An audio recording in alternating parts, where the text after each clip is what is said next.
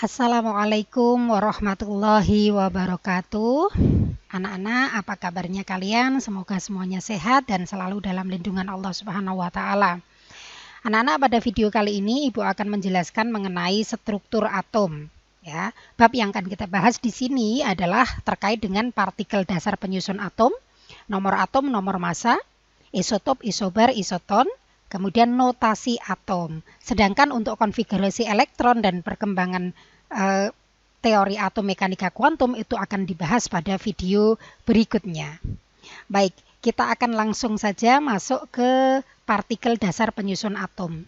Ada 3 macam partikel dasar penyusun atom, yaitu ada elektron, ada proton, dan ada neutron. Elektron itu diberi simbol E dengan tanda di bawah tertuliskan -1, kemudian di atas adalah 0. Nah, simbolnya kalian bisa lihat di sini. Kemudian untuk proton itu ada P dengan simbol 1 di bawah dan angka 1 di atas. Kemudian neutron itu N dengan simbol 0 di bawah dan 1 di atas. Baik, untuk partikel yang pertama yaitu elektron, di sini ada simbolnya yang tadi Ibu sebutkan, elektron ya, -1, 0. Ini ditemukan oleh seorang ilmuwan bernama J.J. Thomson ya, dengan penemuannya berdasarkan pada pembelokan sinar katoda oleh medan listrik. Kemudian berikutnya ada proton ya dengan simbol P11, ini ditemukan oleh seorang ilmuwan ya yang bernama Goldstein. Nah, ini dilakukan dengan percobaan hamburan sinar alfa, yaitu yang ditembakkan pada lempeng emas. Nah, kemudian yang ketiga adalah neutron. Nah, neutron ini ditemukan oleh seorang ilmuwan yang bernama James Chadwick ya. Dia mempunyai simbol adalah N01.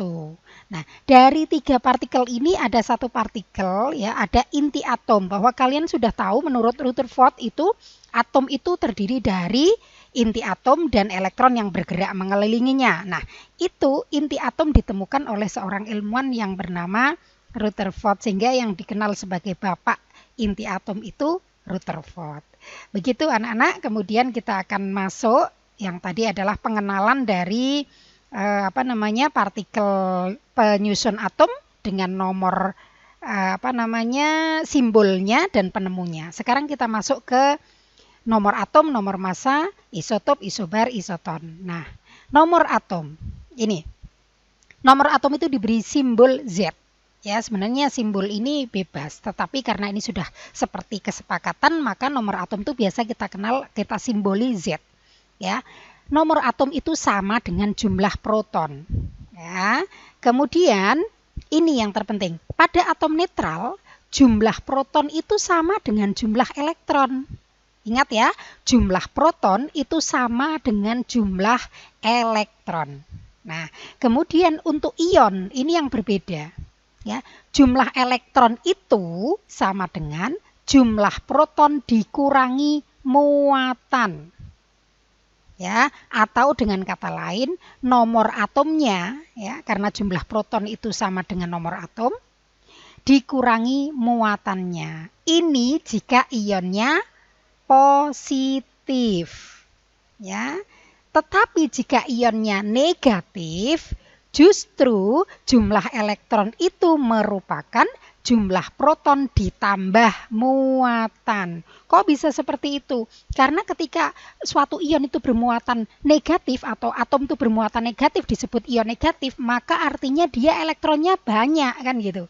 Jadi elektronnya bertambah banyak karena elektron itu bermuatan negatif. Oke, ini penjelasannya. Pada kation, jumlah proton itu lebih besar dari jumlah elektron. Sedangkan pada anion, jumlah proton lebih kecil dari elektron. Kation adalah ion bermuatan positif, anion adalah ion bermuatan negatif. Nah, ini ya yang terpenting kalian harus ingat. Kalau untuk atom netral itu jumlah proton sama dengan jumlah elektron. Tapi untuk ion, jumlah elektronnya itu dipengaruhi oleh berapa muatannya. Kalau muatannya positif, maka dari jumlah protonnya dikurangi muatan. Tapi kalau muatannya negatif atau ionnya negatif, maka jumlah protonnya ditambah muatan. Nah, seperti itu. Kemudian anak-anak kita masuk ke nomor massa. Nomor massa itu simbolnya A, ya. Nomor massa itu jumlah proton ditambah jumlah neutron. Karena jumlah proton itu adalah nomor atom, berarti nomor massa itu bisa dicari dengan nomor atom ditambah jumlah neutron, gitu ya. Jadi nomor proton dan nomor atom itu sama dalam hal ini. Kemudian ini contohnya. Nah, ini anak-anak. Notasi unsur. Ibu perkenalkan notasi unsur. Misal ada unsur X. Unsur kimia itu apa saja ya? Banyak sekali. Kalian bisa siapkan tabel periodik unsur ya. Nah, itu kalian bisa lihat di situ ada unsur misalnya X. X itu bisa diganti unsur besi, unsur tembaga, unsur logam misalnya aluminium dan lain sebagainya. Bisa diganti. Nah, ini Z ini tadi nomor atom, sedangkan A adalah nomor massa. Perhatikan, kita sepakati membacanya dari nomor atom dulu atau yang bawah dan dilanjutkan untuk nomor massa yang atas, ya. Jadi ini kita baca X, Z, A. Kalau kita berikan contoh di sini, ya. Oh ya, sebelum ke contoh, keterangannya A adalah nomor massa, Z-nya nomor atom sama dengan jumlah proton. Sedangkan X-nya adalah lambang unsur. Kenapa nomor atom sama dengan jumlah proton? Karena di sini netral. Ini nggak ada muatannya kan? Hanya X saja, berarti ini netral. Tidak ada muatannya. Kemudian contohnya F919. Ya, diingat, kita bacanya dari bawah. F919. Nah, nomor atomnya adalah jumlah proton. Sama juga dengan jumlah elektron. Karena ini adalah atom netral. Sekali lagi ini adalah netral, tidak ada muatan. Berarti nomor atom sama dengan jumlah proton sama juga dengan jumlah elektron. Jadi nomor atomnya, jumlah protonnya, jumlah elektronnya sama dengan 9. Sedangkan nomor massanya adalah 19 yang ditulis di atas ini nomor massa. Ini nomor atom, jumlah proton, jumlah elektron. Yang 19 adalah nomor massa. Kalau ditanyakan berapa jumlah neutronnya, maka caranya nomor massa dikurangi nomor atom atau yang atas dikurangi yang bawah. 19 dikurangi 9, ketemunya 10 untuk neutronnya. Demikian anak-anak. Kemudian mungkin ada yang bertanya, Bu, kalau misalnya dia itu atom bermuatan positif atau atom yang bermuatan negatif, artinya ion ya. Ibu langsung kasih contoh di sini saja. Kalian boleh pakai ore-orean, coret-coretan yang kalian punya, ya. F min, misal di sini ada muatan min 1. F min 919. Saya ulangi. F min 919. Maka nomor atomnya masih tetap sama 9. Protonnya masih tetap sama 19. Nomor massanya masih tetap sama 19. Ya, saya ulangi. Nomor atomnya 9, protonnya 9, nomor massanya 19.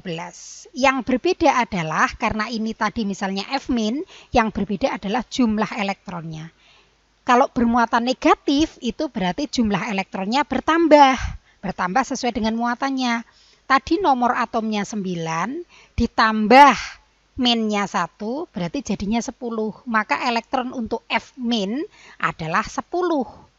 Kemudian neutronnya gimana? Neutronnya masih sama, yaitu atas dikurangi bawah. 19 dikurangi 9. Seperti itu untuk menentukan untuk yang bermuatan negatif. Sedangkan jika nanti ada X bermuatan positif, ya tinggal elektronnya saja yang berbeda. Tinggal elektronnya itu dari nomor atomnya dikurangi jumlah muatan karena dia bermuatan positif. Begitu ya. Selanjutnya kalian nanti coret-coret sendiri, latihan sendiri seperti itu mandiri biar lebih paham. Kemudian isotop, isobar, isoton dan isoelektron. Isotop adalah atom yang mempunyai nomor atom sama tetapi nomor massa berbeda. Berarti yang sama yang bawah semua ini nak, contohnya nak. Ya, dilihat 7, 7, 7 yang bawah. Yang atas ada 13, ada 14, ada 15. Berarti yang atas berbeda, yang bawah sama. Itu namanya isotop. Kalau isobar, itu yang sama yang atas. Nomor masanya yang sama. Kalau isoton, neutronnya yang sama. Berarti selisih antara atas dan bawah. Atas dikurangi bawah. Atas dikurangi bawah itu sama. Contoh ini 39, 19. Kan 20 selisihnya. 40 dan 20 juga selisihnya 20. Nah, selisih yang sama atau neutronnya sama disebut isoton. Jadi K1939 dengan Ca2040 itu disebut isoton. Sedangkan isoelektron ini adalah atom-atom yang mempunyai jumlah elektron sama setelah melepaskan atau menangkap elektron. Jadi tadi ini kan elektronnya kan 11 dikurangi 1 berarti 10. Sedangkan ini elektronnya adalah 9 ditambah 1 karena muatannya -1, jadinya juga elektronnya 10. Nah, elektron yang sama ini disebut isoelektron.